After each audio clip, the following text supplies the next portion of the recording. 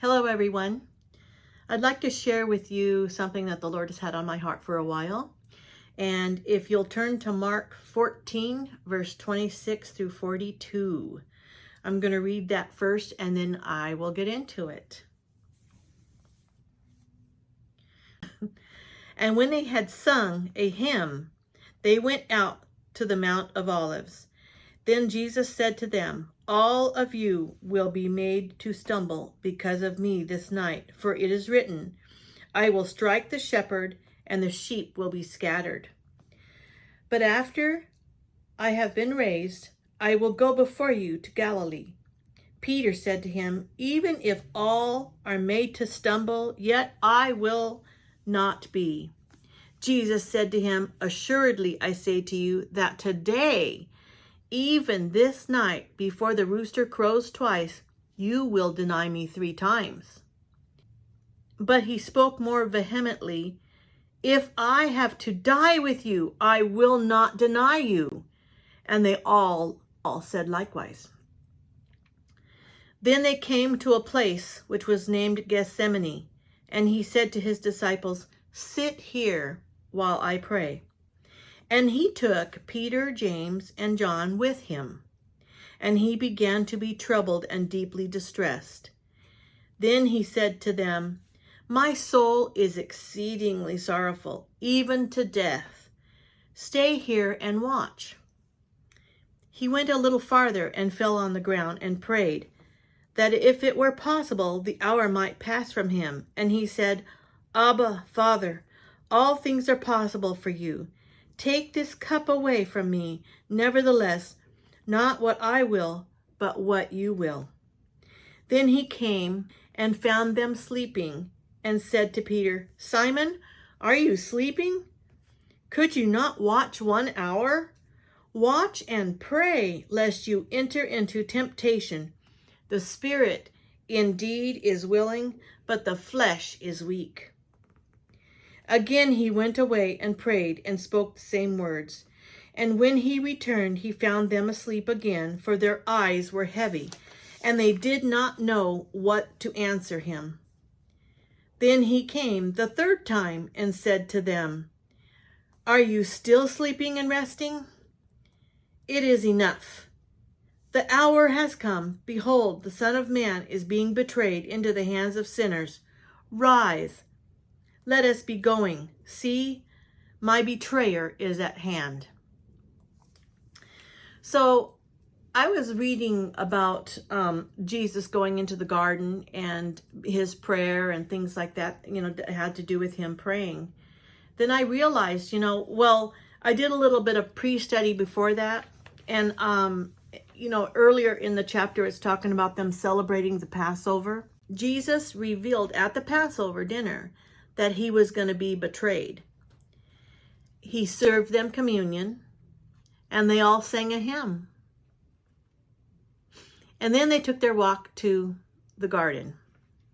And as they walked, Jesus was explaining to them in verse 27 that they were all going to be offended and scattered about, not being able to hang out with each other anymore. But Peter responded, "Although all others shall be, I won't be offended because of you." And Jesus let him know that he was going to be betrayed and he was going to deny Christ 3 times. But he responded again with all the more vehemently. He was very, very stern about, "I am not going to betray you. I'm not going to betray you, Christ. I'm not." And all of the other disciples heard him saying that. So now they all chimed in. They're not going to betray him either. Then they arrived at the garden. Jesus told all of his disciples. Now, it might have been more than just the 12 disciples, because he had all other followers at the time that followed him everywhere. But he was talking about most of the disciples. He'd asked them to stay there at the entrance of the garden or just inside the garden. We're not exactly sure where he told them to wait for him, but it was right there at the garden area, in the garden area they had just entered. And Jesus told them all to sit down and wait for him while he went off to pray. He invited Peter, James, and John to go a little deeper into the garden with him. The garden is a place where Christ often went to pray. He spent a lot of time in the garden. They say that he often, him and disciples would take that walk and go to the garden after dinner.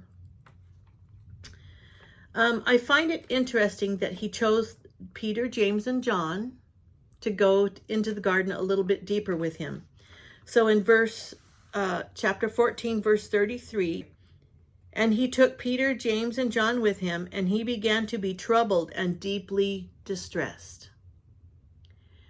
Now, Peter, James, and John went with him, and they could tell that he was becoming deeply distressed and concerned because Christ knew what was going to be happening.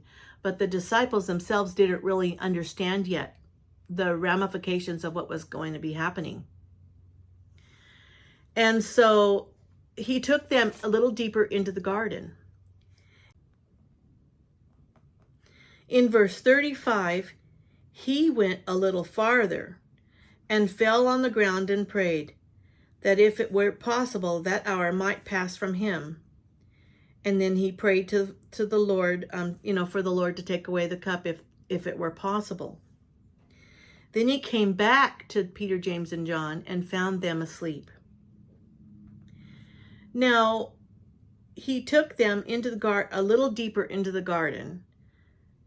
And what I find interesting is that none of the other, it doesn't say anything about any of the other disciples asking, can I go? Can I go? I'm like, I don't know. I think I would like to go.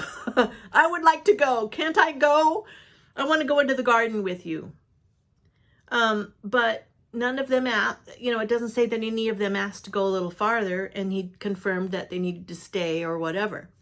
And then when Peter, James, and John got to go a little farther, it seemed like they might not have been so interested in what Christ was doing. He was praying, and they could see him where he was, and he was praying.